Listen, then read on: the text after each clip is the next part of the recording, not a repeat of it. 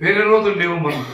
ఈ ముఖ్యమైన రోజులు 360 రోజులు, అందులో 7 రోజులు. ఎంత అదృష్టవంతులు. ఇక్కడ ఏం లేకున్నా మరి ఇంత కష్టపడి మీరు ఎక్కడెక్కడికి వచ్చిరంటే మీరు అదృష్టవంతులు. ఏ విధంగా 100 క్వింటాల సోయాలు అయితే మనకు కాపలో 100 క్వింటాలు అయితే ఇతనానికి ఎంత? వెనకటికి ఇంకా బాగా కొత్త గుల్ల తెచ్చి ఆవు పెండ తెచ్చి పూసి దాన్ని ఇతనాలకు పెడుతుంది. ఇప్పుడేగా ఇతనాలు దగ్గరికి వెళ్ళి ఆడికి వెళ్ళి తెచ్చుకోవాలి. కానీ 100 క్వింటాలు సోయా అయితే 1 క్వింటల్ ఇతనం తీస్తాం. 99 క్వింటాలకు ఏమంటాం? 99 క్వింటాలు మార్కెట్కు పోయేటి. మన 100 క్వింటాల్ మళ్ళీ ఇస్తున్నాం అంటే మళ్ళీ జన్మ, మళ్ళీ ఆలోచనతో ముందు పోతుంది. మీరు అందరు ఇక్కడ వచ్చిన వాళ్ళు కీర్తనకారు కానీ తబలా మాస్టర్లు కానీ ఏ విధంగా టాల్ అన్నయ్యలు కానీ మా తల్లులు అన్నలు అందరూ ఇక్కడ మీరు వచ్చినంటే మీకు ఇంత గొప్ప అదృష్టం కాదు. ఎంత పెద్ద కర్మ వచ్చినా ఏదేమైనా ఆ 1 క్వింటాల విత్తనాలకు పనిచ్చే పనులు అర్థం కాక ఏదేదో చెప్తా ఉన్నాం. మీ ఊరు బిచ్చుకుందా? నా అత్తగారు ఇదే ఊరు మల్లికార్జునప్ప. 9 ఏళ్ల కింద మఠంలో జత్ర అవుతుంది కదా, శివరాత్రి జాతర.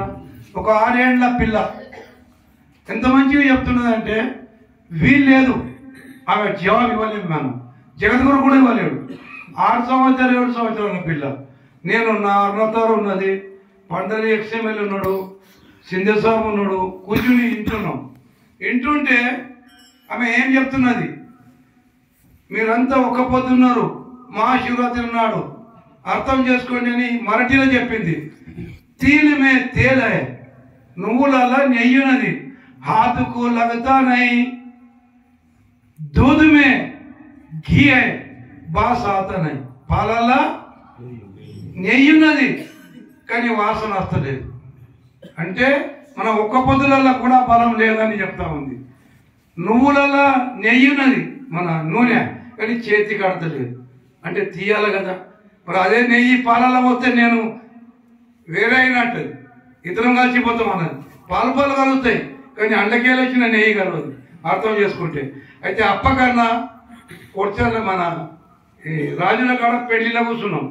పెళ్లిలో కూర్చుంటే అప్ప మొన్న శివరాత్రి కూడా చిన్న పిల్ల ఎంత మంచిగా మాట్లాడింది. అప్పంటే క్యా బాత్ కరీ సాబ్ సుషే షీన్ అంటున్నాడు.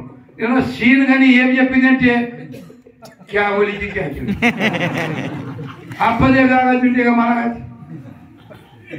అంటే ఇందులో అందుకే దొడ్డు భాషలు ఏమన్నాడు అర్థం కాకుంటే అర్థం.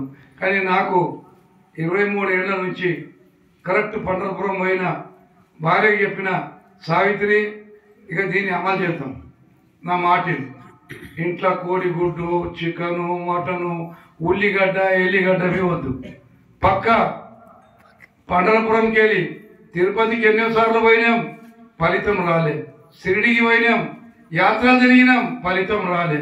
పైసలేని దేవుడు పుక్యాలకు పిరి దొరికిండు.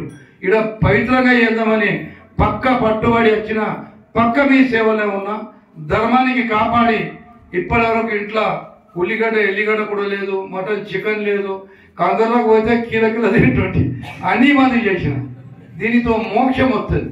అంత గొప్ప దేవుడు మన భారతదేశంలోనే ఎక్కడ ఉన్నాడంటే మనిషికి దేవుని రూపంలో ఉండబోయే దేవుడు ఉన్నాడంటే ఒక పండరపురంలో ఉన్నదని నాకు కంప్లీట్గా తెలిసిపోయి, అందుకే ఇంకేమైనా ఉంటే పాపం గడకపోతుందని వచ్చి పక్క కూర్చుంటా.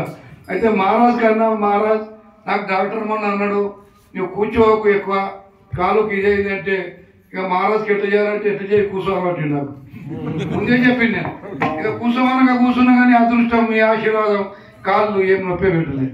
మీ అందరికీ కార్తీ ఉంది కావున నేను 3-4 గంటలు చెప్తా.